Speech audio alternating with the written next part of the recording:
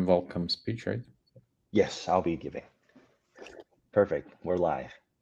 All right. Welcome, everybody, to the second to last day of Hack-a-TONx DoraHacks onboarding week. Today, we have with us Oleg Illarionov, and he is the co founder of TonKeeper, which is the most widely used non custodial wallet in Ton, as well as the CEO of Stickerface NFTs, Ton API, and Ton that app. Today, he's going to be talking to us about authorization of web apps with TonConnect. So let's get started. I'll hand over the mic to you, Oleg. Thank you, Justin, and hello to everybody. So I would like to start with a brief explanation of what Ton Connect and Ton API is. We're going to talk a lot about wallets, and most of them are non-custodial wallets. Timekeeper is one of the examples. So what does non-custodial means? That means that those wallets do not store your coins somewhere on the server, your private keys, but store them in your phone. So everything is made by cryptography and in decentralized fashion.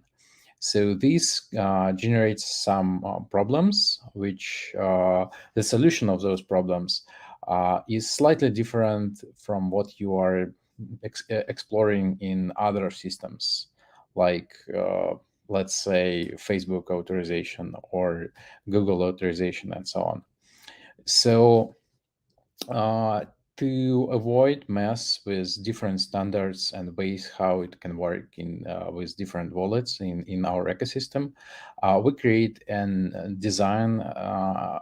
We designed a spec how it can be how wallets and apps can communicate together. So Ton Connect is basically a specification, some uh, package of different approach specs and uh, uh, ways to make some so it's basically a spec which any wallet can use, so it's open and even some code open to help different wallets to implement this. And the idea is that if an app implements the spec, that then this app can work with any wallet in the entire ecosystem. So Ton API, on the other hand, is slightly different thing. So Ton API is basically a setup of tools which help developers to use Ton and to build projects in Ton ecosystem with as little effort as possible. So what it's all about? So actually, like you heard this a lot of times, Ton is about mass adoption. So the goal of Ton is to become the blockchain which which can be serving for millions of people for real mass adoption. But to be to achieve this goal, the tools in Ton ecosystem should be really easy to use. So the developer threshold should be low. But this is hard when the system is decentralized. So in centralized system, it's pretty much possible, and that's what we see in Web 2. But in Web 3, it's really hard. And if you used before some tools in different ecosystems of Web 3, you know that it's not that easy, and many solutions is hard. So that's what we are going to talk about. So first of all, I'm here not to like deep dive into the spec and how it can be done, but rather like give you some directions where to look, because everything is well documented, and I'm gonna talk with you about Ton Connect. So Ton Connect is not only a set of specifications, but also JavaScript library which you can use, which will help you to integrate Ton Connect to any app you have. And this app actually from the box allow you two scenarios of use.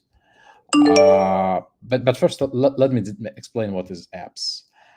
So the idea is that the wallet itself is not everything you have in the ecosystem, but it's rather like tool you use to operate different apps. Apps can be anything like DEX, NFT marketplace, whatever. And those apps can be built with any technologies, and could be as embed apps into wallets, as well as just websites which authorize user through the wallet, but then uh, works separately in the web browser.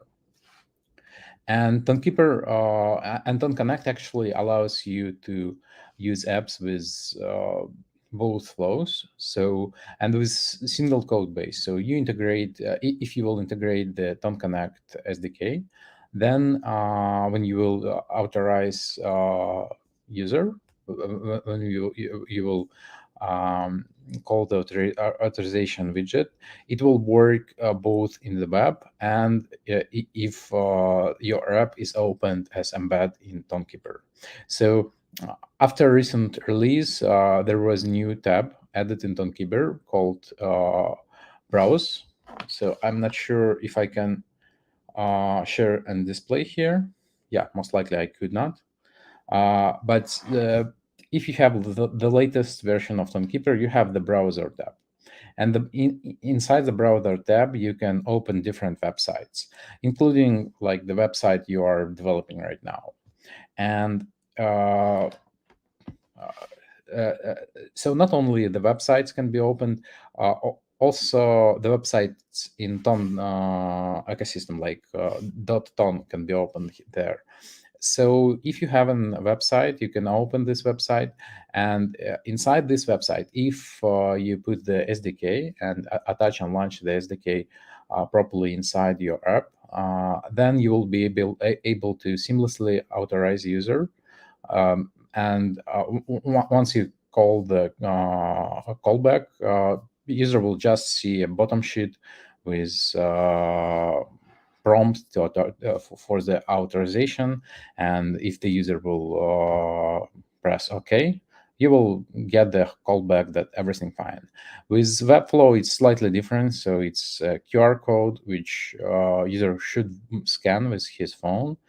This QR code will launch Tonekeeper or any other wallet installed immediately, and you will be authorized. So it's actually works in real time. So once user authorized in the phone, your website will automatically catch this and authorize your inside the SDK. So it actually works through the relays. So at each wallet have to set up its own relay to establish communication between websites and phone app. We're actually going to open source the code of our relay, so other players, other wallets can, like check it out and maybe use it from our source code. Maybe just use the source code as an example how it can be done. But basic idea that for the Webflow, the relay is needed. So that's why we include it in our specification. But for most developers, there's no need to care about this. You should just go to our GitHub, github.com/TonConnect, and check the SDK, which will provide you with everything you need. So yeah, here is example of the flow, how the authorization works. So you just type your website, it offers you to connect with this website, and voila, you logged in inside your app. Your app after this, your app will be shown in the browser in the top, so it will be like pinned on the top until you will detach the app. And this app, using the SDK, actually app can request some transactions. So like ask the wallet to perform different transactions. Plus, in the future, we're going to add the notifications option. So you will be able to send push notifications with different messages to your user in the wallet. So kind of like keep the retention, keep the connection with the user. The same way as it's happening in the native apps in Apple or Android. Now, let me briefly introduce you to the Tone API, which also very nice tool you can use. Right now, the Tone API in the first version of its mm, in the first iteration, and behind the scenes, we're working under the second version. So second version will have slightly different API, more mature, with lots of new features. But second version gonna be with paid plans, and the first version will be free for everything. So if you're just starting to use Tone, it makes sense to start with first version. So what Tone API is? First of all, it's an explorer which will help you to navigate what's happening in different addresses and so on. So for development, everyone needs an explorer, and I highly suggest to use Tone API as an explorer because it shows more concrete information about different objects inside the blockchain, plus the API. And Tone API allows you not only work with low-level data like transactions, blocks inside the blockchain, addresses, and this kind of stuff, but also with high-level data such as events. By this label, we call different events which can happen in blockchain. For example, if somebody transfer you jeton or token, this is an event because on the low level, this is actually a chain of transactions. It's four or more transactions which goes like one after another. Those transactions contain a lot of cryptography inside, so this is not what you want to work with.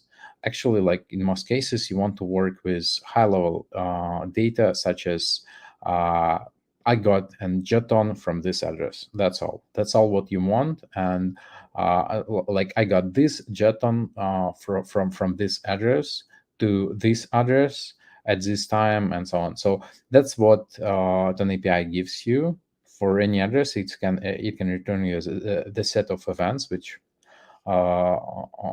happened with this address on the blockchain, and events can be very different. So actually, like each event can contain different actions, because sometimes if you, for example, traded some token with other token on a DEX, the event will contain multiple actions, but in the end, it's way higher level and way easier to understand than low-level data which present on the blockchain nodes. Also, the API allow you to follow different real-time streams to following what's happening in blockchain with the address you requested in real time, so you can build real-time apps with it. One more thing Tone API offers is push notifications. At the moment, this feature is not really configurable, so it's you just sign up on several addresses and getting all what happening with these addresses via push notifications through the Firebase service. So you'll have to put your Firebase credentials on the back office, which I will show you in a minute, and you will get this feature is actually and basically for wallets, because we want to be open for any wallet developers and hope that more and more wallets will use this feature. which allow them not to not care about push notifications at all, and we will take all the heavy load on ourselves. And also, Ton API offers you a convenient way to work with high-level things, high-level objects such as NFT, jetons, DNS, and so on. So once again, on a low level, inside the blockchain, those the objects actually exist as set of cells in different smart contracts. So it's requires a lot of work, a lot of parsing and checking, and actually like a lot of wrapped code to understand what to work with NFT if you're working through the low-level API. And we are just fixing that by giving the API which allow you to, for example, check all the NFTs in some NFT collection, or get the transaction for a specific jeton, or so on. We also have the back office where you can set up your apps, walk through different options, get your tokens, which you will be able to use, and so on. Now I would like to share some stats about Ton API in particular. So right now we have slightly more than 1.6 thousand apps registered. But despite this huge amount of apps, we seeing just about 80 projects using Ton API daily on a daily basis. So all other apps most likely non-active or performing requests not every day. But nevertheless, those 80 projects generates about 288 requests per second on our backend, which we kind of like, that's still not a lot for us. So you can keep calm, and like we will still be reliable on a long run because we constantly update our infrastructure to be capable to hold huge loads. And also, by the way, one feature I did not talk about, we offer on our API the church version of NFT and jeton images. This is very important because if, for example, you are creating an app and it's really bad idea to going directly to the images for NFTs, for example, from the metadata the developers of those NFTs put inside the blockchain, because in this case you can kind of like show the IP address of your user if this is a client app. So we do not want this. That's why we caching everything which shows up in the metadata, all the images, all the videos, and so on, which presented in the NFT, in jetons, and so on.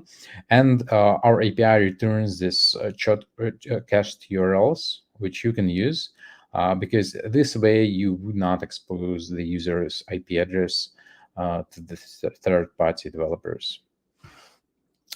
On this note, I would like to finish my presentation, and I'm ready to answer the questions.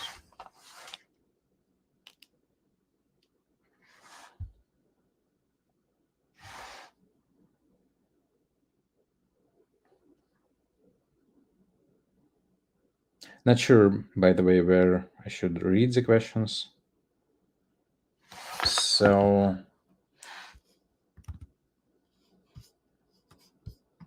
yeah, let me check.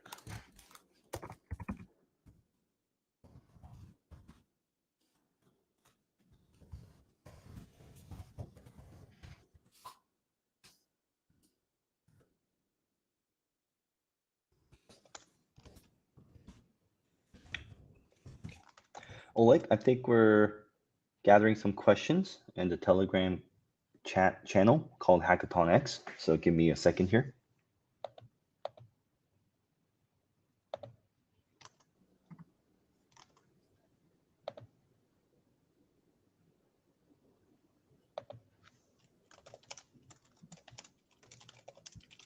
Yeah, I see it now. Give me a second. Mm-hmm. So I think the onboarding week live stream, Yep. uh, and you call for questions, but no questions yet. There is one question regarding premium plans for Ton API. Okay, so I can tell slightly more. So first of all, the first version of Ton API will be free, and pretty much soon we're gonna launch the second version, which will be way more complex and which will offer much more methods and features and stuff. And this version going to be paid. So we're going to develop most likely three tiers. The small tier for like developers who are starting to build something on Ton, and this tier going to be really cheap. Like the price going to be just kind of like a small threshold to eliminate guys who want to like abuse our API or anything else. So I believe it will be like two digits number of Ton coins monthly. So really small subscription fee for developer, and it will offer decent amount of requests per day. So most of the projects will be able to use Ton API, paying very little amount of money. Second tier will be for developers who are quite big and perform like uh, thousands requests per second. And for those developers, we'll offer unlimited RPS and some amount of support with it's hard to name the prices just yet, so we'll came out with the prices later. And also we'll have like top tier for really serious developers who want to use our API, want to have a direct access to the developer team, want to use our API for serious projects. And for those guys, we'll have special plans, special conditions where we'll offer direct chat with the team and much more features. Also, capacity to test new features and see what's going on, access to our plans, and so on. Oleg, as a follow-up to that, the person who asked the question mentioned that they noticed a new repo, github.com/tonkeeper/tonkeeper-pro. So does this mean that we'll also have a premium Tonkeeper version in the future? Not yet. Actually, at the moment, we use the name Tonekeeper Pro for special features, not for a new version of Tonekeeper. We actually had a lot of thoughts about the Pro version of Tonekeeper. We discussed that a lot. Uh, at the moment, we actually seeing this, we're seeing the request for the Pro version of Tonekeeper. So like we're seeing the cases for this type of app, but at the moment we're thinking that the better solution going to be a special app inside Tonekeeper which will extend its capacity and add additional features in it, but I'm not sure. This is not still decided, but we're offering as a Tonekeeper Pro for different services which we're going to add. Some of them will be launched as part of Ton API. Some of them not. But we want to give a lot of features for pro users of TonKeeper, such as, for example, like APIs for minting NFTs, APIs for checking and working with subscriptions, and so on. So those features we kind of like labeling the TonKeeper Pro. Thank you. The second question is there going to be an ability to get Jeton price data on API? Yeah, we're actually working on this, and this is very this feature actually have like super high priority for us because we actually need right now to know the price of different jetons to fight with spam. Recently, we spent a lot of time fighting spam on Ton, because a lot of guys sending spam in transactions with messages. And Tonekeeper team holds a lot of effort to fight this kind of activity. And to avoid spam in jetons, we have to know the price of each jeton. So this API will soon be ended. Thank you. Next question is, what is the difference between Wallet Connect, which is used for several blockchains, and Ton Connect? Why is it a separate thing? Yeah, actually, those two things is very similar. So like the flow and the basic approach is very much the same. But Town Connect is kind of like created for tons specifically, because the way how the cryptography works inside Ton is slightly different. And so, well, you kind of like can adapt Wallet Connect for the Ton ecosystem. But since we have way more features to implement in Ton Connect, and we want to be it as extensible as possible, we called it Ton Connect.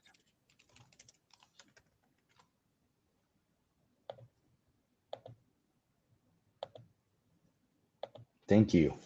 I think that's all the questions we had on the onboarding week live stream Q&A board. So we can wrap it up today. Oleg, thank you so much for joining and talking us through your presentation, Ton Connect and authorization of web apps. For future questions, we will still be collecting it, and we'll be awarding people through different mechanisms. And so please continue if you have questions after looking at this recording after the fact. So thank you, Oleg, again. And just as a housekeeping things, please remember to sign up for the Hack-a-TONx Telegram channel. Also be on the lookout for all the cities, 14, that we will be visiting. And Oleg will be out in one of those. And so please be on the lookout for those. And any questions, please don't hesitate to ask us on the Hack-a-TONx channel. So we'll see you tomorrow to talk about Telegram web apps and wrap it up for the onboarding week. Thank you, Justin. All right. Have a great day. Have a great day. Good to see you. Bye.